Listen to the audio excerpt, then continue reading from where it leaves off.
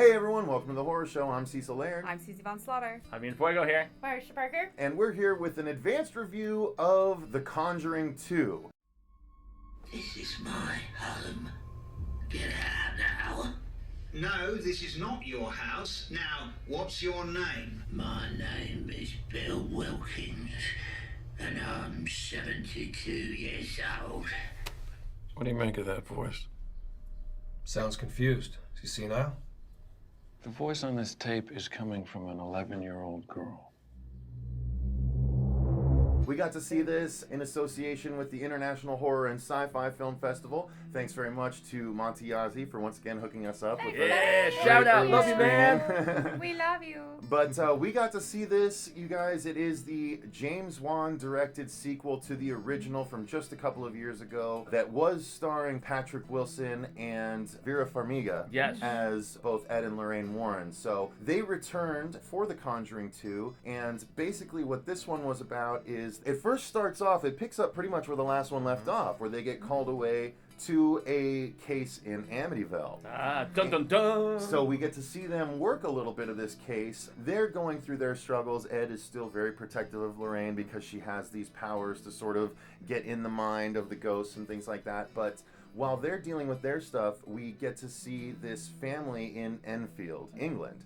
And they are dealing with something. They don't know what, but specifically one of their daughters is having a lot of experiences with this entity, spirit of some kind, really messing with her and the family. Mm-hmm. And the situation progresses to a point where Ed and Lorraine need to be called in, just like the first one, so it does follow a similar format. But in my opinion, that pretty much covers the story itself, and Ed and Lorraine have to help the family deal with the situation. But outside of the fact that it's similar beats, that didn't take away from my enjoyment of this movie. I loved The Conjuring 2. James Wan is back. He is a true horror genius and master. Truly. I mean, between the first two Insidious movies and the first two Conjuring movies, I'd be hard-pressed to think of a better haunted house movie director than James Wan. Yeah. And I loved it. You guys? Yeah, a cool story beat that I want to jump on is like the element of disbelief. Mm-hmm. You know, the fact that Amityville was being decreed as a hoax, and they're saying the same thing about this whole British thing, and so it was a very nice contrast where they're trying to almost like prove to the public and to themselves that this was legit. Right, and for those who actually don't know by any chance, Ed and Lorraine Warren are real people. These are things that actually happen. Yeah. And so I think I enjoyed it a lot because it is real. It is based on real stories, and it's scary. It's because that happens. Mm-hmm. Yeah. It's so crazy to see it. So and the way it was executed and the way it was shot and especially, holy smokes! And it was actually a pretty speedy aggression when it came to the ghost temperament and how it affects. It increased rapidly. Mm-hmm. It was like, okay, yeah, I'm here, and then it's like, okay, now you're across the room and you're my plaything. It was really fast, and I really like the fact that it wasn't just limited to the little girl alone. Everybody was getting affected and right away. So it wasn't really the immediate family was like, yes, this is happening. Mm-hmm. But everybody else, the outside people who aren't there every day is skeptical. Mm-hmm. Right. So I feel like it plays more true to how it would be real life, and I really love that. Mm-hmm. So all in all, everyone enjoyed the movie. Loved it. Killer film. Oh my goodness. Yeah, sorry, scratch everything. We loved it. Yes. Oh my god. In my tops of the year so far, for sure. Mm-hmm. Absolutely. So many movies play with tropes, especially horror movies,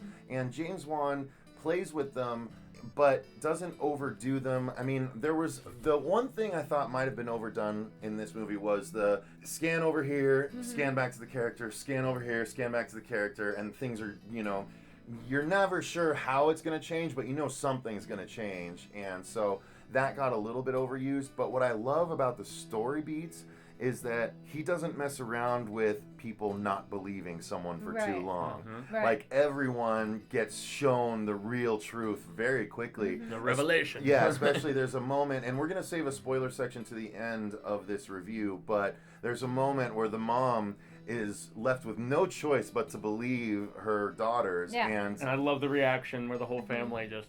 yeah, oh man, it is so great. And that's the thing, it's not just them. Like, everyone that happened across it had a, oh, I better believe this moment. And Right. I love when movies just don't waste my time with people not believing when we see that something's going on. Right. I'm actually gonna have to disagree with Oh, really? you Okay. on the camera, only because, like I said, it is a real life situation, and I think that it almost puts you there. So that's what's gonna happen. Like, you're looking around, like it's not cut. I really like that. So Oh, she's that, singing that more praises. specific report. Okay, oh, that specific thing I mentioned. Right, Okay, yeah. gotcha. Right. Okay. Yeah. What about you guys? Any other points on the story? Did it all work for you? I loved how they tied in Amityville and how they brought it all. I don't want to give anything away, but the way they brought everything together and nothing felt rushed or pushed on me. Like, you have to believe this because this is what I'm telling you. Like, everything felt really organic for me, and there's some really, really special moments, and they use the effects when they needed to use the effects. And I also like the fact that there's still no real blood in this movie. Yeah, that's true. So, and it still like made me scream like 6 or A 7 lot. times. Yeah. So I can confirm this. That's On awesome. edge throughout. Yeah. I and- jumped at a lot of. I remember going at one point, going, "Son of a bitch!" Like, Yeah. getting really upset at one point. Just like Dean. Yeah, Yeah. I love it. it's so surprising. Like, it's not surprising because James Wan is so good, but it's surprising how much scare like stuff there is in there. It was a terrible sentence, but my hairs, and I got goose pimply. My hair stood on end like all the time throughout the movie. Yeah. And the Amityville bit at the beginning, Oh my God, it was like that perfect. was it was the Solid. best anything Amityville we've seen since the original Yeah. movie. Yeah. Like, better than Yeah. any of the sequels, better than the remake. This little segment of The Conjuring 2 was a better sequel than any of the other Amityville To me, sequels. it's like James going, "Let me do it. Just Yeah. give it Yeah. to me, please. I I'm think- dying to do this." Yeah, Yeah. I think that was possibly the best way to open that because everyone is such a huge fan of that. Like, everybody knows that I was story. wrapped. Oh, so yeah. As already, soon as we like, pulled in from the window, you you could- are Fuego like can, in line it. and Fuego finger. can confirm. I was like, ooh. Everyone, Yeah, I heard him. everyone. I was And like, it's the everyone in Amityville the window. theater- but everyone in the theater was like, yeah, Yeah. so everyone was already like engaged. I And was that's just another a thing to little- mention, right? Is that Yeah. the whole crowd was engaged and Oh, yeah. enthusiastic and For sure. cheering and screaming and everything, which is a good sign in a movie. Yeah, I was a little afraid that it was a teaser. Like, I didn't believe it until it started to progress a little bit longer, and I was like, okay, this is part of the movie. Okay, I can be excited now. Like, I was afraid It was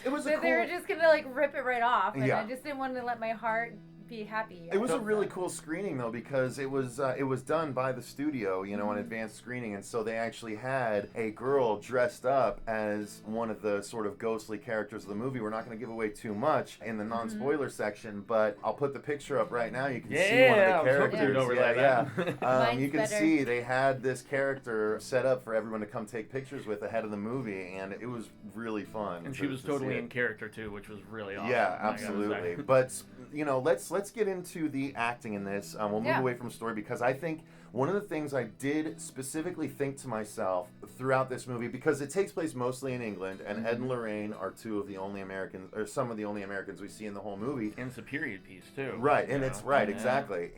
But the acting was phenomenal. Tremendous. The family and the kids were all great. Like, there was one kid that had sort of a stutter that I was like, I'm so not sure cute. if that's good or bad, but the fact that I couldn't quite tell means it's okay. But the main girl specifically was amazing. Like, she was really good. I can't wait to talk about other aspects, but the acting I loved. Patrick Wilson and Vera Farmiga were just amazing. What about Yeah. you guys? I agree. I think the fear, like genuine fear on their, I can totally relate. The genuine fear on their faces, which scared the out of you. Mm-hmm. You felt that. So it's great. Yeah, and also I'll chime in with the fact that these feel like real characters and real people. You invest yourself within them. And so, I mean, Patrick Wilson and his wife, amazing. Their interaction with his family, it felt believable, and you care more when there is that believability. And so, yeah, it really upped the ante on this and made it so much better than your average horror film. Marcia? Yeah, I mean, the little girl was phenomenal. Like, from the first time you see her all the way through, she's just 110% performing and really making it solid believable.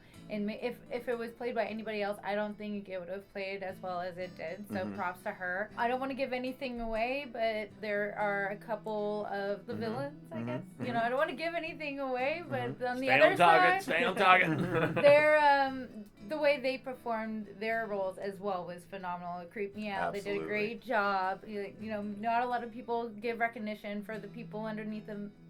Yeah. The makeup and everything like that, but they did an awesome job. Yeah, there's an old man that's sort of haunting this house, and that's not giving away too much because they talked about that in the because trailer. that's early on. Yeah, exactly. Can I say something Yeah, else? please, Something by else all means. that I thought was really, really great is there are time to time little comedic lines that are dropped. Yeah. Those I thought were delivered perfectly Yeah. because it's so dry that the way that you do it, but you laugh hysterically when you do because it's so perfectly placed. Yeah, the dialogue was written very well for sure, as well as being super well acted. But let's move into the effects. Now, there was a surprise in this movie. James Wan doesn't necessarily go to digital characters very much or anything like that, but there was sort of a bit more CG in this than you're used to. Yeah. But to a tremendous effect. Yeah, I mean, used so effectively. yeah, man. even outside of that, all of the practical effects and the makeup effects specifically. Yeah. Like, Susie, I wanted to ask you specifically, since you're a makeup artist, like, what did you think of the makeup effects? Because I thought the makeup effects on different characters, without giving away which characters, but even some characters that the audience might not be expecting, was so tremendous. I'm a huge fan. He nails it every single time. Whoever's doing it, props to you. Because it isn't over, it looks real. Like it's so genuine. So yeah, being a makeup person, I'm usually like critiquing stuff, and I was just like, oh my god, that looks so good. It was phenomenal. It was great. Effects for you guys? Yeah, I would just say that if this movie came out like a month or two earlier, Phoenix Comicon would have looked completely different. Oh yeah. Oh, Than what it very looked true. like this last Yeah. weekend. Yeah. So I was super impressed. I was super excited, and I want to see more of it. There's definitely a character that will be cosplayed. Oh, going yeah. totally. forward. Yeah, it Oh, was just yeah. generally unnerving. I mean, that character who turns out to be the big bad, no reveals obviously till the end, but holy smokes, man, I was legitimately scared. Hairs jumping just like Cecil Absolutely. said. Yeah, man, I just can't sing enough praises about James Wan's style Mm-hmm. because there's tricks that he pulls that you're just watching as an audience member and you're just rapt with attention. Like something's happening, it's building right in front of you. And then, like, specifically there's a painting moment, without giving away too much, that was so unnerving. Foreshadow. Oh, and something I loved also, one of my biggest scares in this movie was it came from a place that I really did not expect, because in these movies you expect a certain degree of visual scares, Right. and there's characters that'll jump in the way and stuff like that. This was an audible scare, like an audio thing, having to do with a toy and things like that. But there's a particular moment that the hairs immediately raised, and I was like, what the hell was that? Like, Yeah. because it didn't have a visual element. It was only an audible element, and it was probably my biggest scare of the whole movie. Yeah. Like, it just rattled my nerves. It rattled me to the bone. Like, Yeah. it was really unnerving. Yeah, I have to chime in there, though, because Juan has been doing that for a while. Remember, the first Insidious, the movie starts with that one note that's so dissonant and just frightening. Yeah, and so, when the credit comes up. exactly yeah. right, man. And so he is keen on that, and he knows the effectivity of it. So. Yeah, absolutely. So, any other notes on the effects? I mean, we probably can't give away too No. much. We have to without be very spoiling. careful Well, here. again, me being I hate CG. Everyone knows that. But this, holy crap! The way that he does not overuse it, but the way when he does, it is so effective. And I can't even. You have to see it. There's no way to describe it other than for you to see it. And so let's talk about the sound design, because the sound design and the music and everything played a huge part in this movie. Especially, I guess it's partly writing, partly sound design, but there's a particular nursery rhyme that the kids are fond of. But then the sounds of their toy and the sounds of everything in the house, and again, the sound design helped with placing the spirit around the theater And and, also letting making us it know more- where it was. Yeah, and more ominous too, from like a drip of water to a scratch of a tree to whatever it may have been, to also Patrick Wilson doing a little bit of singing. Maybe that's a little bit of a minor Yeah, spoiler, no, but yeah, it Patrick was one of Wilson my got to favorite stretch a little scenes bit. in the entire film. I loved it, and it added more humanity to everybody's connection. And Yeah. it was great. So, is there anything that we can think of that's really negative about this, you guys? Let's try and be balanced here. I mean, I guess you can say Little that the tropey. format was a little tropey, but he turned them on their head for the most part, and I guess because it followed a little bit of the similar format of Yeah. the first one. But I don't find that to be a problem when the first one was so successful and this one was the same. You all know, like, I'm a huge supernatural, like, movie person for some reasons. And this, like, yeah, even though it was kind of the same, this movie, oh my god. Like, yeah, this. Susie was affected by this one. I was having a lot of issues during it, like, wiping a lot of, like, it was so intense. Just from personal experiences, and I can verify and tell you and confirm that is how shit happens in this movie. And so it was so real. I'm like on a mission now to meet Lorraine and Ed, because like I said, it's like legit everything that happens, the sounds and how everything was placed. It was so beautifully done, but so scary. Like it was done so well, it's scary. So I guess the only thing Yeah. I might say is that it maybe felt Length? a teeny bit long. Yeah, Exactly. That was what I was waiting to say. Is Yeah. I mean, it's over 2 hours, and at times it felt like it, but it's so beautifully shot, you can still get lost in it, and that's all okay. Yeah, you know? there's I didn't very notice few it was long. static shots. Like every shot is moving. Like it was very Yeah. beautiful. So I didn't mind how long it was. 'Cause no, I didn't so either. I was engaged. wrapped with attention. I Yeah. wanted to continue on and, Yeah. and see Although what there's kept some happening. people who are like, this movie's so long. I mean, I guess it all depends on how engaged you are. Exactly. And this exactly. one keeps you there.